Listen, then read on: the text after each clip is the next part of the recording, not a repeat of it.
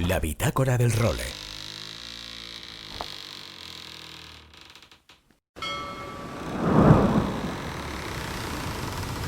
¡Bienvenidos a bordo del role! Una placentera travesía por los mares del podcast. ¡Zarpamos ya en busca de las mejores historias del mar! ¡A la caña, Nacho Gómez Zarzuela!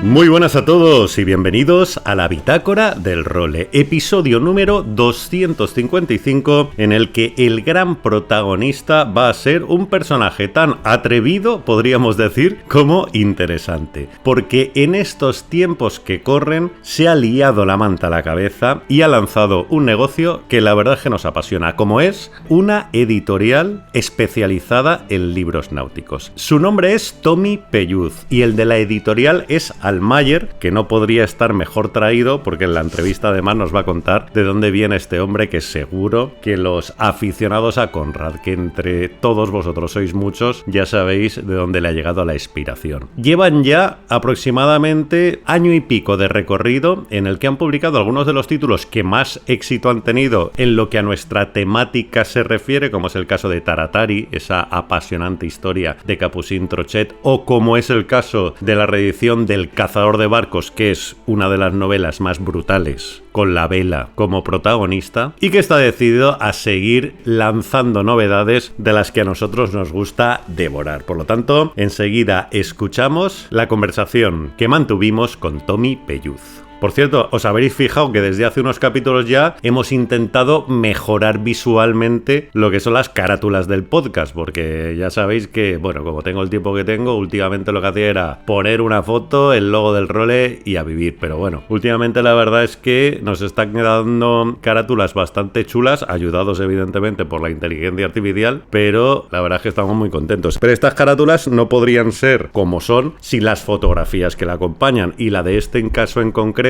la fotografía de Tommy Pelluz, la verdad es que es una maravilla y está hecha por Joan Mateu, al quien le mando un abrazo enorme y de agradecimiento por dejarnos publicarla, y me recuerda algo que os he dicho muy poco pero que es esencial, que es lo importante que es invertir en fotógrafos, hombre, que aquí en el mar los tenemos maravillosos, además muchos de ellos y muchas de ellas han sido protagonistas en el role en varios de sus capítulos, pero bueno, este ejemplo de la carátula con la foto de Tommy me ha servido para recordar el tema y brindarles el merecido homenaje que se merecen, hombre.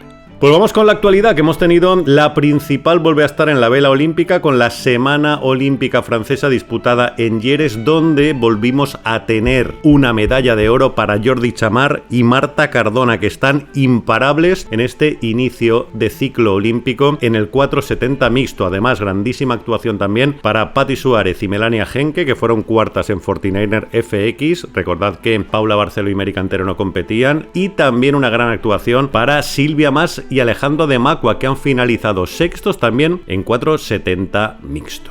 Mientras tanto, y en Mallorca, que estamos en plena Palmavela, ya ha concluido la larga, que ha sido la costera más disputada de la historia, con victorias para el Tilacana 2 en IRC, el Intrigue en ORC 0, el Caro en ORC 1, Kine en ORC 2-3, el Hydra HM Hospitales en ORC A2 y el Ginjol en clase mini. Y tras la disputa de la larga, el programa deportivo de esta 22ª edición de la Palmavela, que va a continuar con un centenar de barcos repartidos en 12 clases para hacer ya los bastones Barlovento-Sotavento. Más de 20 nacionalidades representadas en todas ellas. La semana que viene os contaremos vencedores. Mientras tanto, en aguas del Real Club Náutico de Barcelona, el noticia de Luis Martín Caviedes, que se ha llevado el triunfo en la segunda cita de las Barcelona Spring Series de J70. También en Barcelona se presentó la primera Copa Raezi, organizada por la Real Asamblea Española de Capitanes de Yate, el Club Nàutic d'Arenys de Mar y el Real Club Náutico de Barcelona. Y mientras tanto, en Torrevieja, que el Falapoco se impuso en la regata Estrella Levante. Y dentro de nada, en la isla de La Palma, en Canarias, se van a poner en juego 8 títulos de campeones de España de windsurf, el Campeonato de España de Tecno 293 e IQ Foil infantil y juvenil, que van a reunir a 81 regatistas procedentes de 6 comunidades autónomas.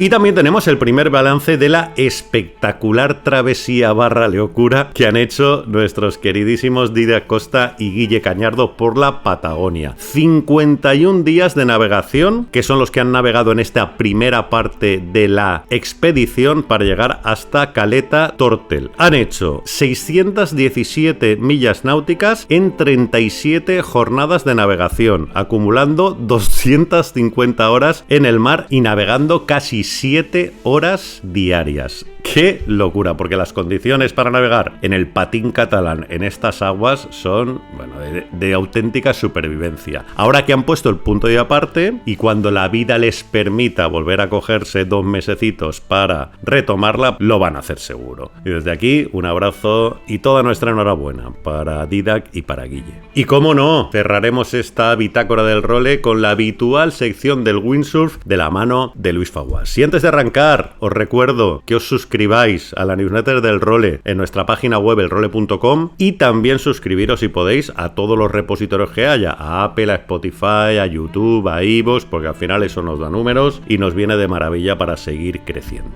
Pues con todos estos contenidos arrancamos ya la edición número 255 de la Bitácora del Role. La Bitácora del Role. Bueno, pues en esta bitácora del role tenemos a un personaje cuya historia me parece fascinante. Él se dedicaba a otros mundos totalmente diferentes que ahora enseguida nos contará y decidió dejarlo todo para, aparte de seguir navegando, que es una de sus mayores pasiones, fundar una editorial de libros náuticos. Pues la verdad es que es una historia tan bonita que hemos querido invitarlo a este role para que nos la cuente con detalle. Tommy Pelluz, muy buena, ¿cómo estás? Hola, ¿qué tal? Muchísimas gracias por invitarme. Pues muy bien, aquí además al lado del mar, al lado de unas coordenadas que me resultan muy familiares, ya sabes por qué. Sí, ahora lo contaremos. Ahora lo contaremos y bueno, encantado, gracias por invitarme. Bueno, ¿cómo nace la idea de crear una editorial de libros náuticos, como es el caso de Almayer, además la tuya ya, que es una realidad maravillosa porque han funcionado de maravilla, ¿no?, los primeros números que has ido sacando al mercado?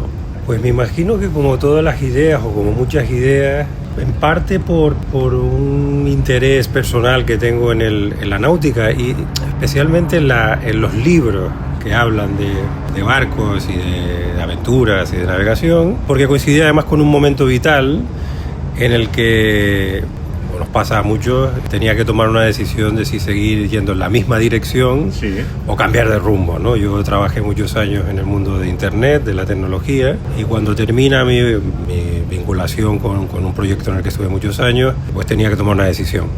Lo más natural hubiera sido seguir, porque sí, al final uno, aunque luchamos hasta cierto punto con esto, pues nos vamos familiarizando, especializando.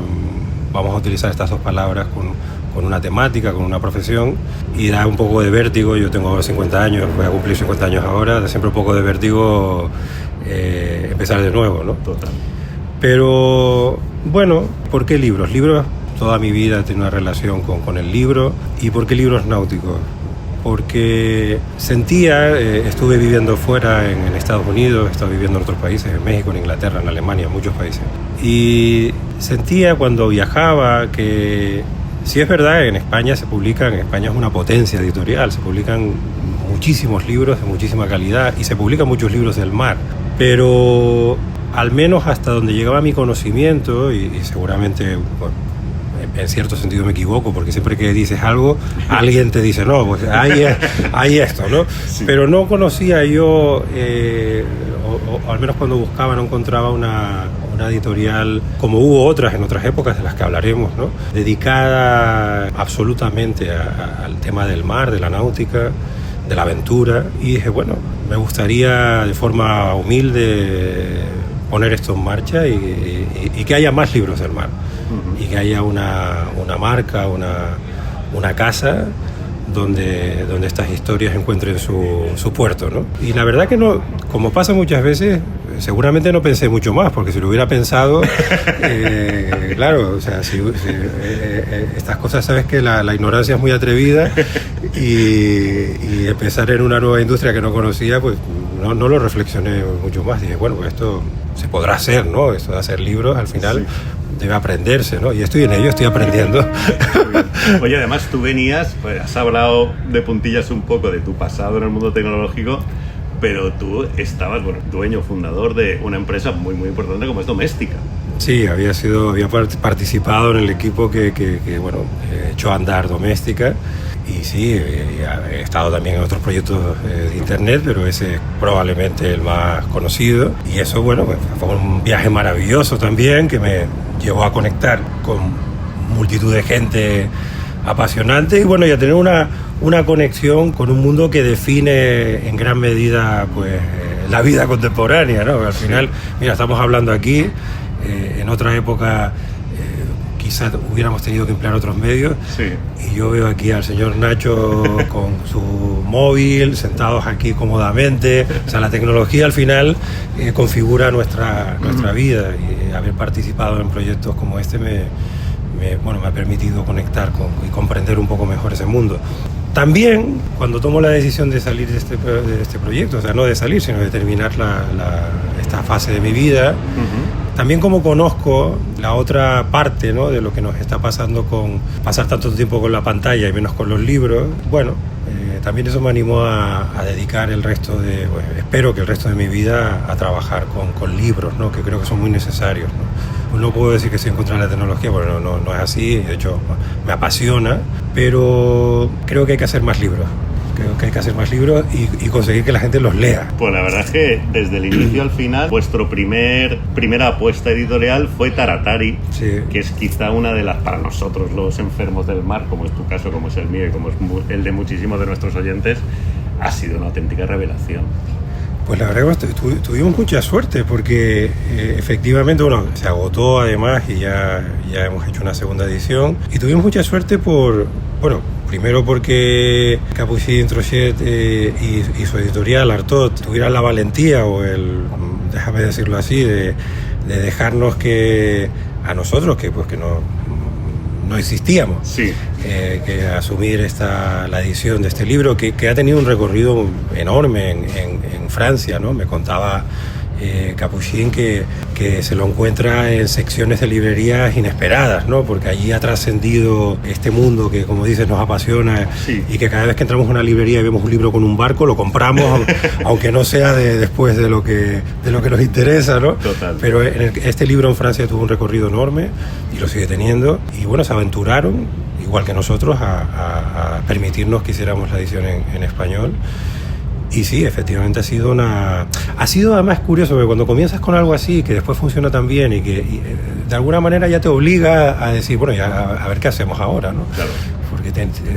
Porque este libro además creo que tiene estas dos dimensiones, para los que no lo hayan leído, es un relato, un relato sobre una travesía que hace Capuchin Trochet en un velero muy particular, un velero artesanal que habían hecho en Bangladesh con fibra de yute, muy pequeño, con una eslora total de unos 9 metros, pero creo que la línea de navegación yo no creo que pase de 6. Sin francobordo. Sin francobordo, o sea, que podía tocar con la mano el agua, muy estrecho, con una manga mínima, y con este barco cruza el Atlántico, ¿no? Pero no es solo la narración de esta travesía, sino la narración de una situación personal que tenía Capuchin, un problema grave, una enfermedad grave, y su travesía íntima para combinar de alguna manera la navegación con la vida, ¿no?, que al final es lo que nos interesa, y nos habla de todo esto, ¿no? Entonces esto marca una cosa que me interesa mucho, que es la doble lectura de muchos libros náuticos, ¿no? Muchos de los libros que leemos porque nos apasiona el mar, creo que todos los que hemos leído libros náuticos, libros de aventura náutica o de regata, y no solo eso, sino libros de ficción de los que también podemos hablar. Al final son libros que nos terminan enseñando cosas que van más allá de cómo ajustar las velas y cómo definir claramente un rumbo, ¿no? Muchas veces estas personas, los marinos, los navegantes, están en lugares que los llevan a hacer reflexiones sobre la vida y y sobre el mundo pues muy particulares, ¿no? Muchas veces enfrentándose pues a la soledad, al cansancio y tal. Y yo creo que es muy interesante, ¿no? Y eso de alguna manera pues lo refleja Taratari, Capuchin Trochet en su libro Taratari, y es uno de los temas que más nos interesa, ¿no? Esa otra dimensión de la navegación y del mar, ¿no? ¿Cómo haces la selección de los libros? ¿Cuál es el proceso? Bueno... Además sé que esto te apasiona. Esto que lo percibes desde el día que nos conocimos. A ver, desde un punto de vista... Vamos a hablar desde un punto de vista quizá más editorial, y después podemos hablar de... Como ya sabes que a mí me gusta mucho un Excel y un sistema, después podemos hablar de la parte práctica también. Vale. Pero al final hemos tratado de marcar unas cuantas líneas para tener un poco de orden, porque claro que esto del mar y de la náutica, pues cómo abordarlo, ¿no? Entonces, por un lado, queremos que en español, en castellano, haya una colección permanente de lo que llamamos aventura náutica, relato de un viaje en velero, puede ser también de una regata, o sea, ese tipo de barcos, de libros de barcos que conocemos, los famosos Monticier, los Slocum, sí. Y que haya, y no solo los clásicos, sino en este caso como Taratari, y uno del que hablaremos después, que publicamos el próximo año, sí. de los que se están publicando ahora, y queremos que en castellano haya una colección permanente de este tipo de libros, ¿no? La hubo durante muchos años, la conocemos, la maravillosa colección de la editorial Juventud, que yo creo que muchos tenemos en casa. Sí. Y ha habido otras, y hay otras. Artaud, por ejemplo, en Francia tiene una, Sheridan House, hay muchas editoriales. Lo que decía, un poco la reflexión inicial. Yo viajaba y compraba libros en diferentes países y decía, oye, ¿por qué no tenemos una colección permanente en español de estos libros, ¿no? Sí. Ahora nuestro deseo, ilusión, proyecto es que la haya, ¿no? Y esa es una de las líneas. Entonces ahí lo que intentamos hacer es ir incorporando al catálogo las novedades, o sea, libros que pensamos que tienen que estar en español y que se van publicando en el mundo, como en este caso Taratari, sí. O como el próximo año publicamos el Sailing Along, que no es el Sailing Along de Slocum, sino un nuevo Sailing Along que combina el relato náutico con una fantástica historia de la navegación en solitario, traducciones de novedades, y vamos a también trabajar en la reedición de clásicos, ¿no? Y esa sería una de las líneas. La otra línea es la ficción, y aquí ya, claro, esto nos va a llevar, si tenemos la fortuna y somos capaces, esto nos va a llevar creo que unos 20 o 30 años abordarlo, ¿no?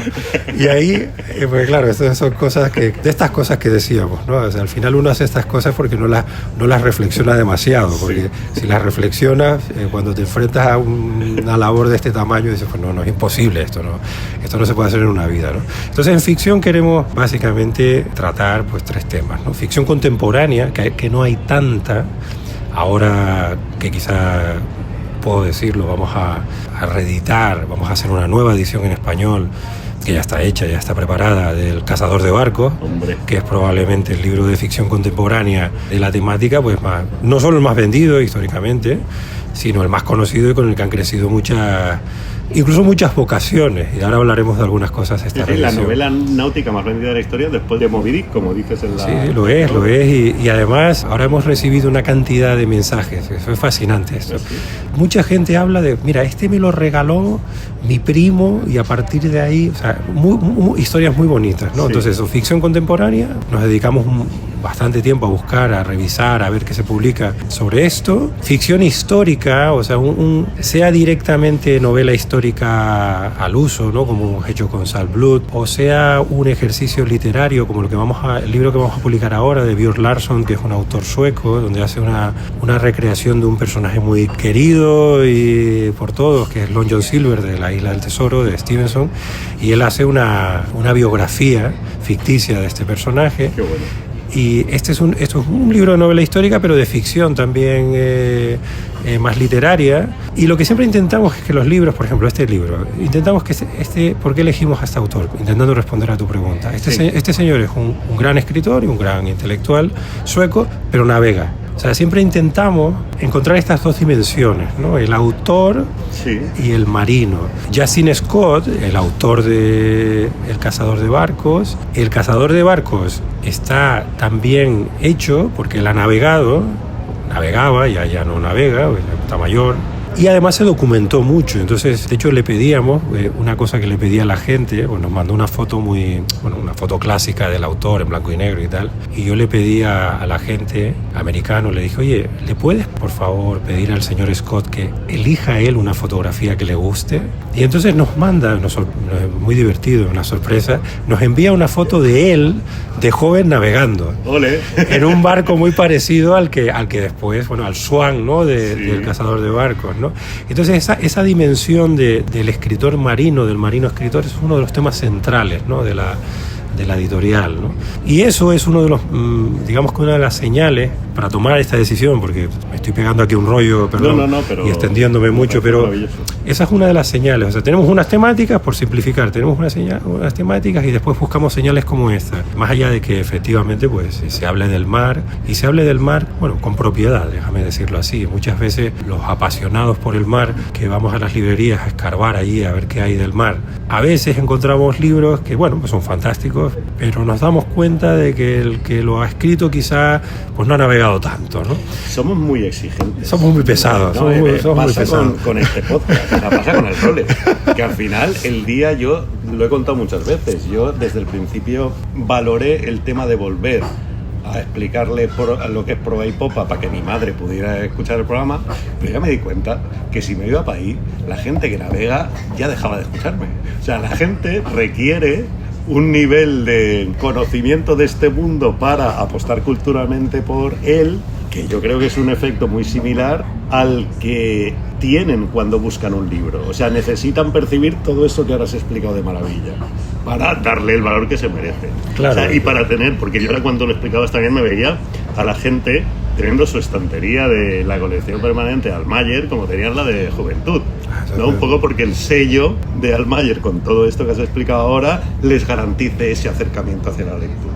Sí, recientemente alguien me mandaba una foto de su librería y me hizo una ilusión enorme, claro, o sea, no me lo creía, ¿no? Bueno, queda mucho camino, estamos al comienzo, pero con mucha ilusión. Y a nivel práctico, porque antes me lo insinuabas, o sea, después tenemos como modelo de negocio, también, o sea, desde fuera siempre se ve que es un negocio muy complicado el de vender libros, aunque Juan Melgar, nuestro común amigo, el de Robinson, siempre me dice que la gente sigue comprando libros en papel.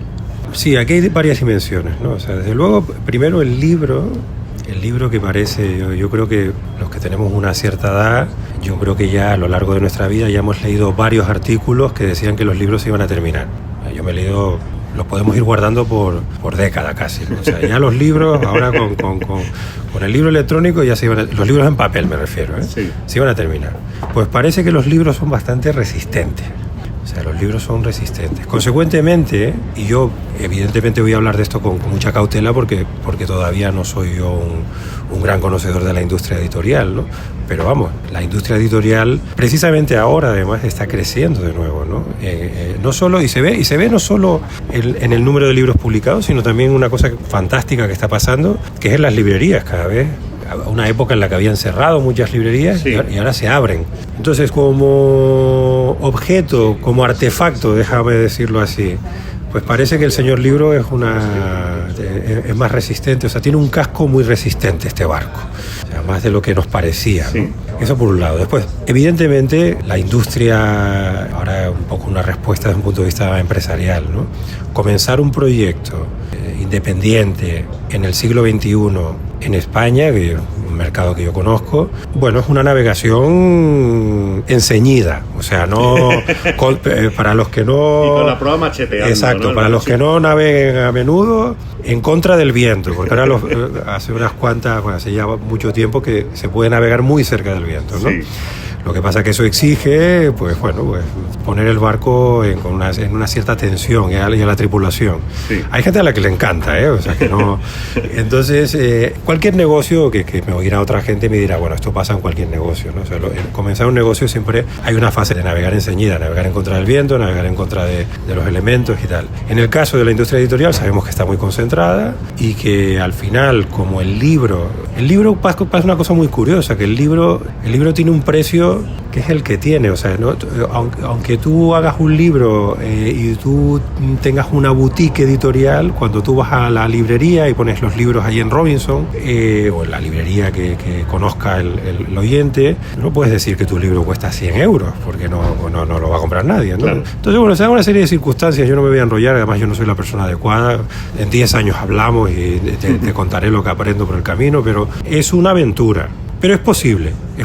Y yo creo que el mar, en español, hay un espacio enorme. Y además, hay un espacio para mucha gente, porque el otro día le decía a un amigo, digo, mira, si al final, humildemente y muy en pequeña escala, esto genera el interés de otra gente en hacer más libros del mar, fantástico, eso es lo que necesitamos, más libros del mar, más libros y más libros del mar. Correcto, sí señor. O sea que ojalá que eso también contribuya de alguna manera a mucha gente a descubrir que el mar es infinito, ¿no? Claro. Cuando compramos compramos derechos, una cosa muy curiosa, cuando la gente esto nos ha pasado ya en 2 ocasiones, ¿no? Cuando nos ha pasado un poco una descripción del libro, en 2 ocasiones hemos leído un párrafo que nos hacía mucha gracia porque decía, bueno, como se sabe, pues se publican infinitos libros sobre el mar, porque esto lo decían los editores ingleses, ¿no? 2 editores ingleses nos han puesto la misma frase, ¿no? Pero pero hablaban de un mercado muy distinto, ¿no? Y entonces, claro, nosotros no hemos podido poner esta frase porque se publican muchísimos libros sobre el mar de muchísima calidad, hay muchísimas editoriales en España fascinantes, y yo animo a la gente a ir a las librerías y a disfrutar, porque es lo que se hace en las librerías en España, disfrutar. Claro. Es fascinante. Pero nosotros pensábamos que teníamos la posibilidad de también hacer más libros, ¿no? Claro. Hemos hablado, y me has hablado ya más o menos de Taratari, hemos hablado más o menos de las 2 próximas novedades de Almayer, que las tengo de aquí delante además, El cazador de barcos Sea Long, John Silver, y me estoy comiendo ya las uñas para arrancar con ellas, pero también habéis sacado, porque antes lo has citado de pasada, otro tipo de libros que me encantaría que comentáramos en un momentín también, como hemos comentado estos, para que la gente también se haga una idea, ¿no? Salt Blood, de Francesca de Torres, era el nombre. Francesca. Cuéntame un poco la historia de este libro, por qué te atrajo y cómo... Claro, este es un libro, mira, este es un libro que nos gusta mucho además, porque lo que intentábamos aunar que se den varias circunstancias para tomar una decisión, ¿no? Hay novelas históricas de la edad de oro de la piratería, hay muchas, pero en este caso la autora, además de que hace un trabajo de documentación excepcional y se nota en el libro, aunque ella además es muy humilde, siempre dice, bueno, yo no soy historiadora, ¿no?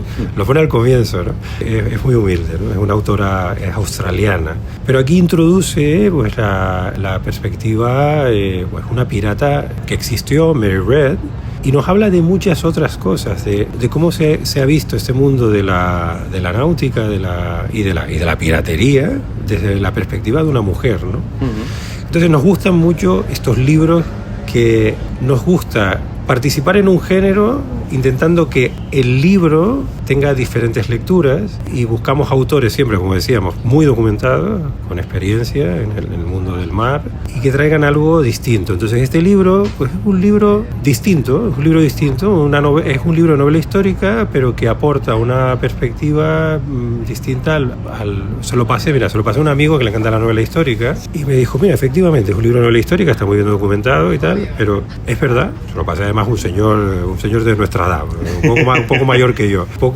sospechoso se lo pasé además a posta, ¿no? Sí. A ver qué pasa con un libro de una pirata y no sé qué. Y me dijo, el señor, pues me sorprendió realmente, porque fíjate que este cambio de perspectiva, pues no lo había leído yo así, ¿no? Claro, ¿cómo era ser una chica joven en un barco de la Marina de Guerra inglesa, ¿no? O sea, no lo había pensado, ¿no? Me dice, mira que tengo yo hijas, ¿no? Pero no... Sí, pero esa aproximación... yo no lo había pensado, ¿no? Es muy curioso, ¿no? Esto nos gusta mucho, También hacemos, que me preguntabas, hacemos más cosas. Hacemos no ficción, o sea, hay toda una dimensión de ensayos sobre el mar, oceanografía. El segundo libro que publicamos es de una introducción al mundo del océano, de la oceanografía, de una bióloga marina chilena, de Catalina Velasco, y después publicamos en esa misma colección un libro muy distinto de otra bióloga, pero inglesa, que además es navegante y que tiene un barco de madera, o sea, una cosa, era un una persona muy particular y que habla de su relación con el océano y con la oceanografía y con el mundo del mar desde una perspectiva en la que se va formando para ser bióloga, pero con un relato muy personal en el que hay mucha navegación también, ¿no? ¿Cómo se llamaba este último? ¿Era Moverse con el agua. Moverse con el agua, de Hannah Stone.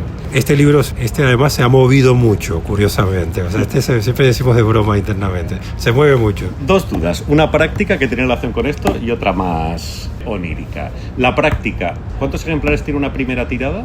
Mira, en España, vamos a poner un poco de contexto. En España la tirada media no es muy alta. O sea, la tirada media en España, esto pasa como con el mundo del mar. Ya me corregirán exactamente, porque yo voy a decir una cifra y seguro que no es exactamente esa, ¿no? Pero la tirada media en España ronda los 3.500 ejemplares. Nosotros hacemos tiradas de entre 1.500 y 2.000 ejemplares, que cuando las empezamos a hacer, incluso el impresor, que es un gran impresor de aquí de Barcelona, nos dijo, ¿tú estás seguro? Si es que es el primer año, Tommy, o sea, no... O sea, como que te estabas tirando a la piscina en exceso, o sea, ¿no? O sea, ni se te ocurra.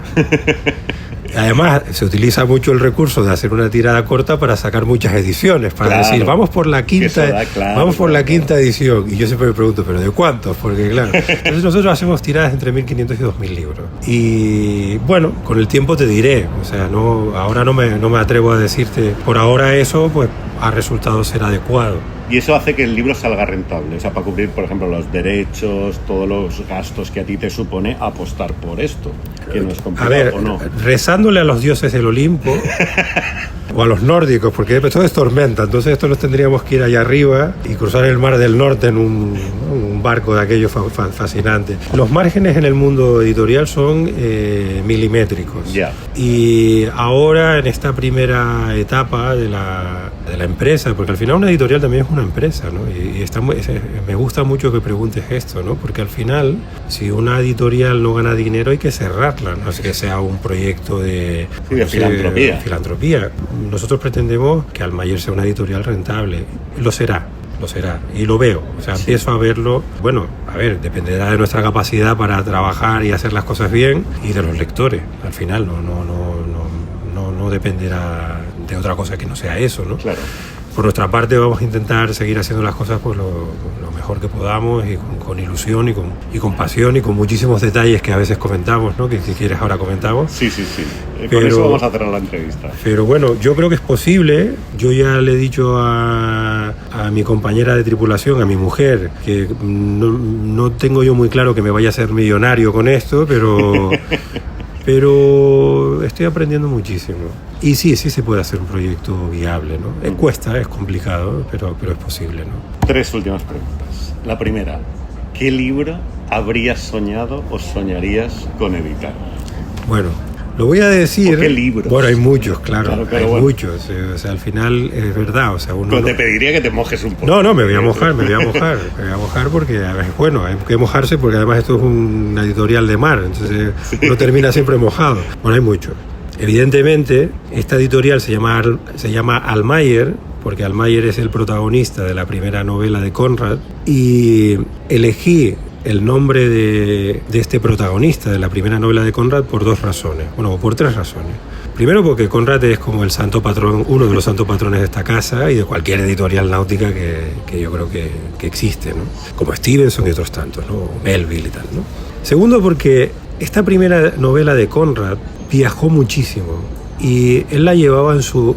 porque claro, Conrad, lo sabrán los que escuchan este podcast, Conrad era marino, fue marino muchos años y llegó a ser capitán. Y este libro, que es el primero que escribió, todavía era marino cuando lo escribió. O sea, es un libro de transición. Y ahí, gracias a una fabulosa biografía de Conrad que publicaron el año pasado, tenía muchas dudas, porque decía, bueno, ¿y esto?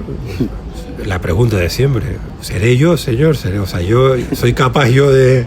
Entonces me gustaba esta historia, ¿no? Porque al final, como yo empezaba un proyecto nuevo, digo, claro, entiendo perfectamente esto de dejar de ser marino a ser, pues a mí en escala muy humilde y, bueno, que no me enrollo. Entonces, por eso, Conrad, evidentemente, hay un libro traducido por un gran escritor español, por Javier Marías, El espejo del mar, que que además está editado en la editorial que... Yo me leí su traducción. Claro, sí, o sea, sí, es sí. maravilloso. O sea, no puede haber mejor... Bueno, por lo menos esta es evidentemente mi perspectiva, ¿no? Pero esa es una traducción fascinante. Es maravilloso. O sea, un gran conradiano traduciendo a Conrad con la enorme habilidad y con la capacidad que tenía Javier Marías. Entonces, claro, a mí me encantaría, a lo mejor de decirlo muchas veces lo consigo, ¿no? Me encantaría hacer lo posible por, no sé, ese libro me encantaría tenerlo, ¿no? ¿Qué me hubiera encantado como editor? Seguramente tener 40 años más y en su momento haber conocido a Javier Marías joven y haberle dicho, hombre, hay un libro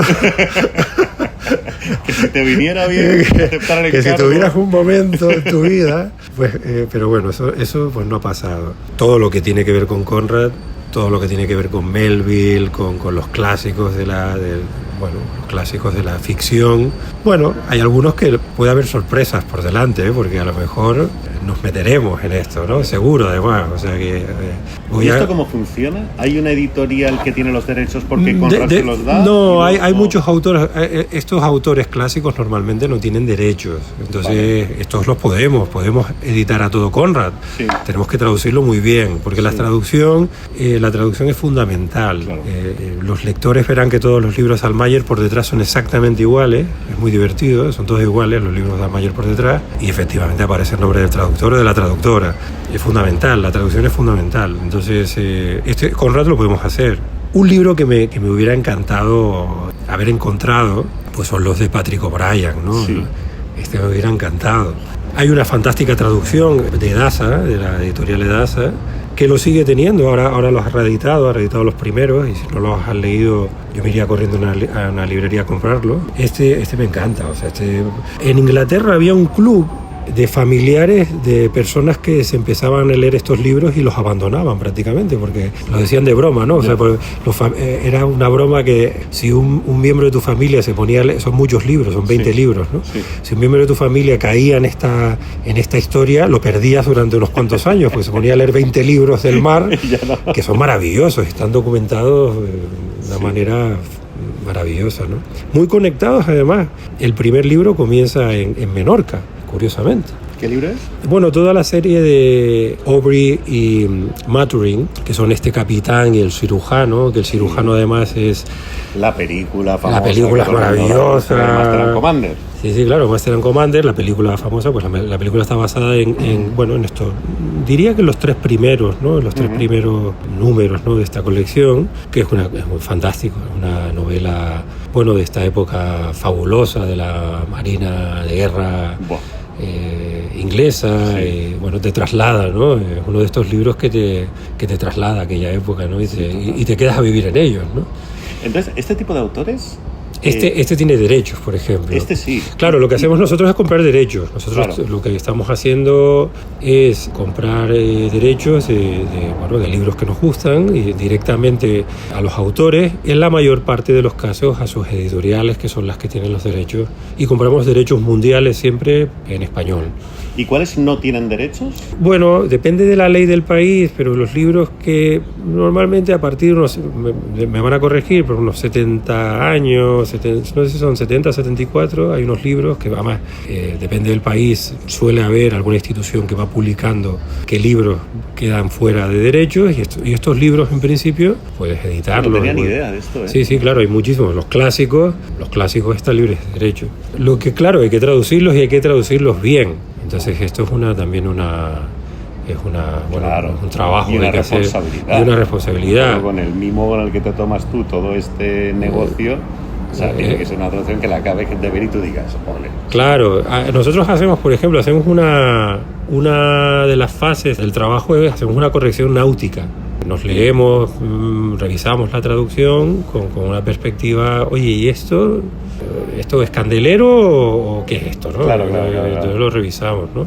Eso no quiere decir, si los lectores encuentran algo, pues que nos envíen por favor un email, que nos encanta mejorar nuestras siguientes ediciones. Cuéntame dónde tenéis la sede de Almayer, porque eso encaja mucho con todo lo que estamos contando. Además, estamos viéndola desde aquí. Estamos ahora sentados en el stand de Nautic Magazine, aquí en el Salón Náutico Barcelona, y tengo tu CD a la vista. Cuéntame esa historia. Bueno, esto es un pequeño detalle. En los libros de Allmayer hay muchos detalles que nos gustan.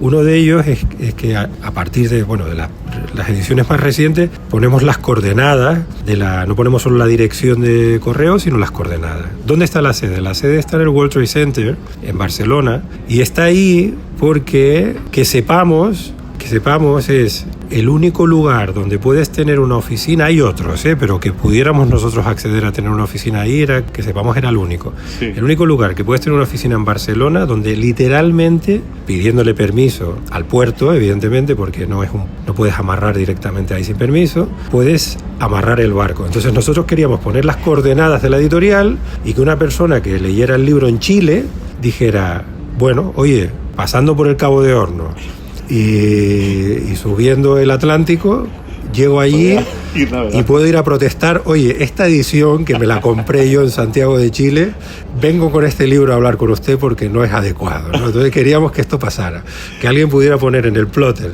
o en la carta, porque no olvidemos que esto... Sí, que pueden venir con sextante. Exactamente, que en la carta se pueden poner las coordenadas de Allmayer y se puede ir, y pidiéndole permiso al puerto de Barcelona puedes amarrar al lado de la oficina, y nosotros nos comprometemos a bajar con café y lo necesario y atender al marino que llegue a puerto y que llegue a la oficina de Allmayer. Qué bien. Y ahí estamos, nos hace mucha ilusión además, y así podemos poner en la dirección Allmayer, Muelle de Barcelona. Sí, señor. No hay calle, hay muelle. Pues Toby Pello, si te parece, vamos a concluir esta, que espero que sea la primera de muchas charlas, con este detalle, porque creo que ejemplifica perfectamente un poco, ¿no?, la filosofía con la que has creado esta editorial Allmayer, a la que le deseamos muchísimos años de vida y muchísimos más éxitos también como estos que estáis sacando, para que podamos disfrutarlos todos. Muchísimas gracias, Nacho, y muchísimas gracias por la labor que hacéis, de la que nos sentimos compañeros y tripulantes. Muchas gracias por el trabajo que hacéis. Gracias. Seguimos. La bitácora del role. Aloha, Nacho y amigos de El Role. Aquí estamos una semanita más para traeros esa actualidad windsurfera que pasa por un puente de mayo que todos esperábamos como agua de mayo y que no tiene muy buena pinta, por lo menos aquí en lo que es nuestra costa de Valencia. Cuando te pones a mirar en otros spots, los canarios pueden tener un poquito más de suerte. En Tarifa el sábado dan un poquito de levante, pero nada que merezca la pena para bajar y pegarte la paliza de kilómetros. Y me parece que va a ser un puente de mayo un poco decepcionante. Pero bueno, este deporte es así, tendremos que buscar planes B.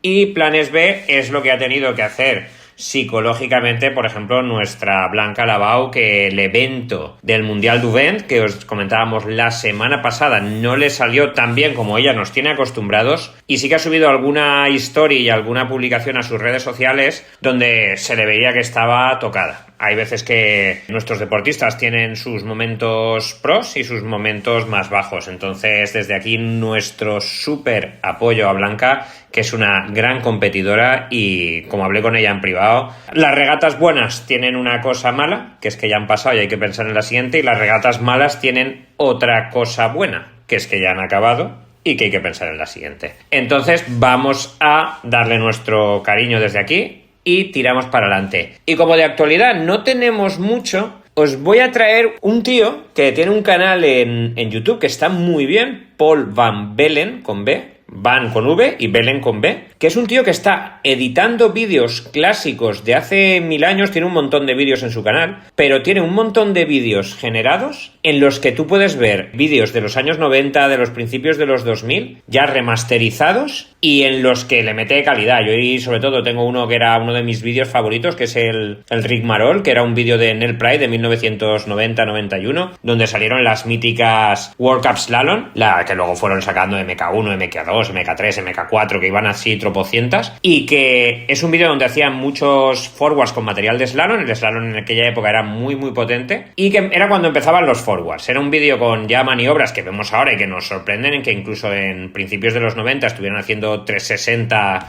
off the lip, ahí con Mark Angulo, estaba Russ Rundle, estaba Anders Brickdal, que en aquella época todavía estaba con Nell Pride, y sobre todo estaba Björn Dunkerbeck en su prime, que dicen los jóvenes, que estaba muy muy potente. Tiene una parte con Lars Hamilton que es de velocidad, que está muy bien. Y otro de los vídeos que os recomiendo ver era un viaje que es el Northbound, que es un vídeo de North Seas, que era un vídeo promocional de North Seas cuando antes no era Duotone, que era North, y hacen un viaje, Matt Pritchard, Kevin Pritchard, León Balanger y Son Ordóñez, por la costa de California. Es un vídeo muy guapo. Le han cambiado la música por temas de derechos de imagen, que es una pena porque la música original era muy noventera, claro, porque era lo que se llevaba en aquel momento, y que merecía muchísimo, muchísimo la pena. Entonces, desde aquí eso, os recomiendo sobre todo que busquéis esos vídeos clásicos. Si no, alguno me escribe por Instagram o por mail, que Nacho seguro que en el canal de la newsletter lo tiene puesto por ahí, pero os paso los enlaces porque esos dos vídeos, Rigmarole y Northbound, son súper recomendables para algún ratito. Pues Nacho, un abrazote a todos y nos vemos por los mares. ¡Chao, chao! Y con Luis Faguán nos marchamos como siempre. Regresaremos la semana que viene con una nueva edición de la Bitácora del Role. Hasta entonces, sed muy felices y navegad todo lo que podáis. Adiós.